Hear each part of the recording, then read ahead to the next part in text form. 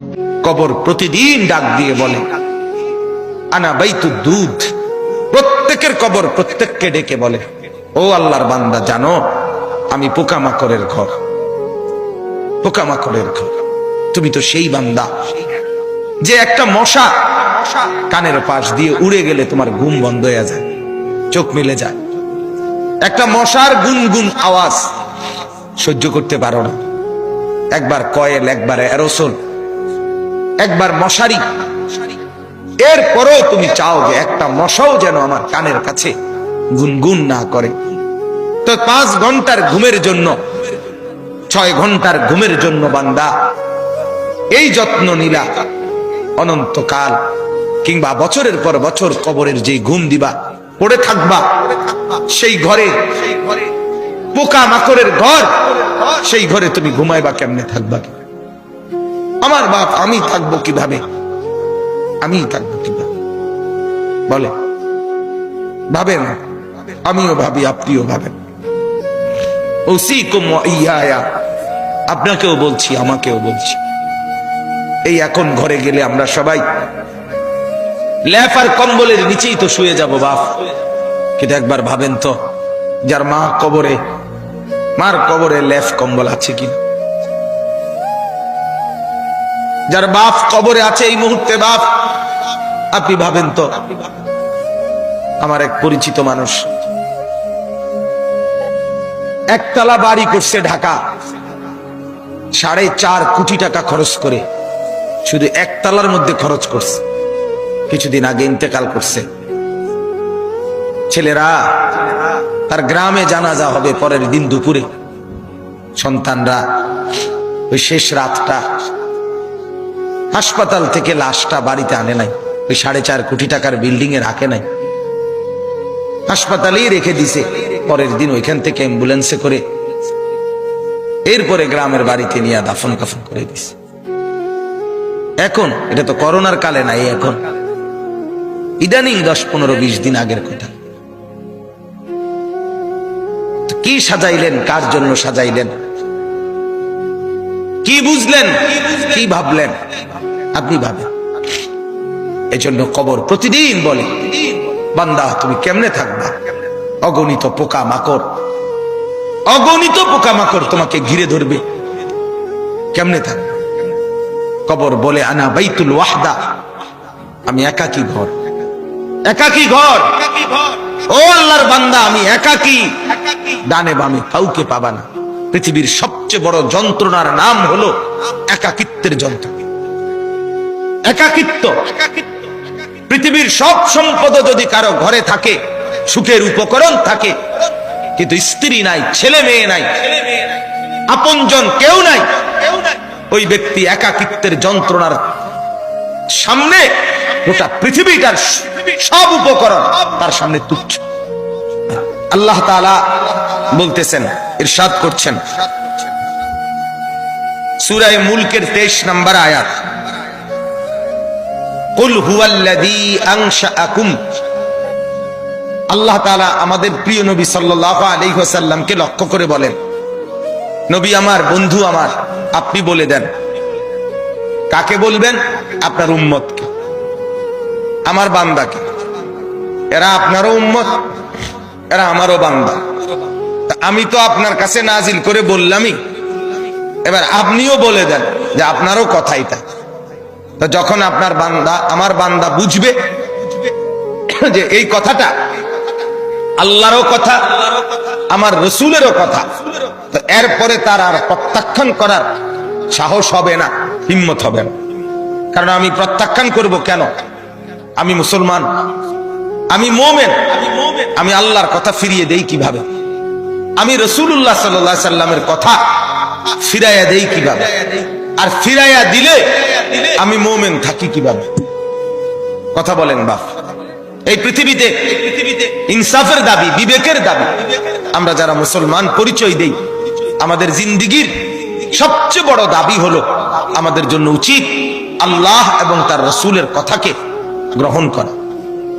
কিন্তু বড় আফসোসের ব্যাপার হলো আমি আপনি সবাই সবচেয়ে বেশি প্রত্যাখ্যান করি আল্লাহ এবং রাসূলের কথা।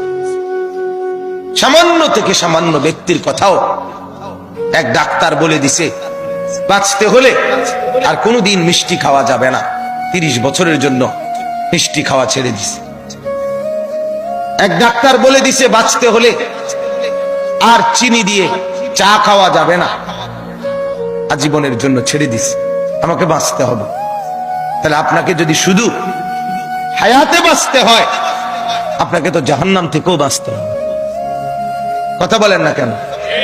দুনিয়াতে যেরকম আপনি চাচ্ছেন আমাকে বাঁচতেই হবে, অতএব কষ্ট হলেও মিষ্টি খানা ছেড়ে দিলাম, চিনি খাওয়া ছেড়ে দিলাম, তা আপনি কষ্ট হলেও আপনাকে তো জাহান্নামের আগুন থেকেও বাঁচতে হবে বাপ।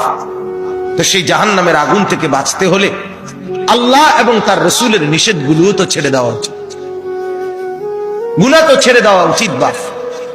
আফসোসের বিষয়, একই ব্যক্তি নিজের এই সাইড বোঝে, ওই সাইড বোঝেন। এটা কি বোকা? এটা তো বোকা ছাড়া আর কিছু না বাপ।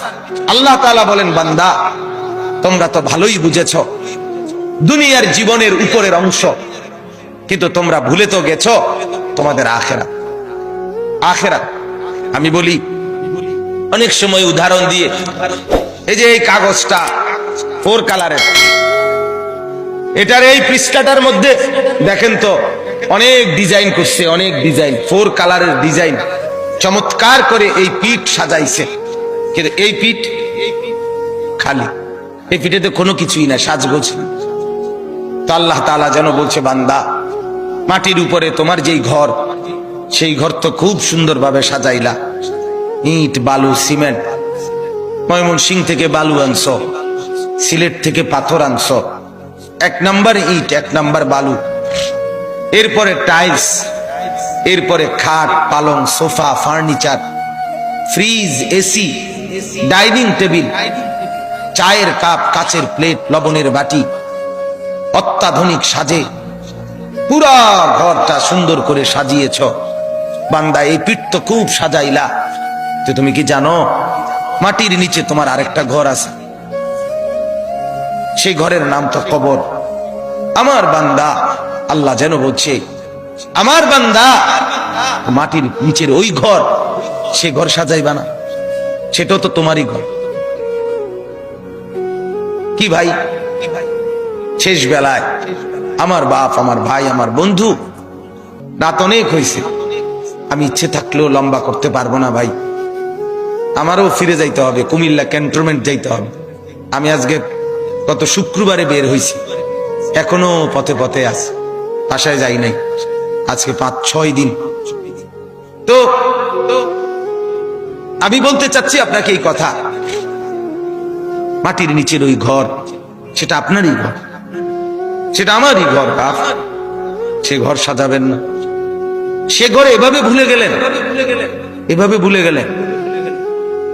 তো এই জন্য বলি, এটা যেন এমন মাটির উপরের এই ঘর যদি খাট পালং আর সোফা দিয়ে সাজে, আল্লাহর কসম মাটির নিচের আপনারই ওই ঘর সাজতে হলে জিকির আর তাসবিহ তেলাওয়াত লাগবে।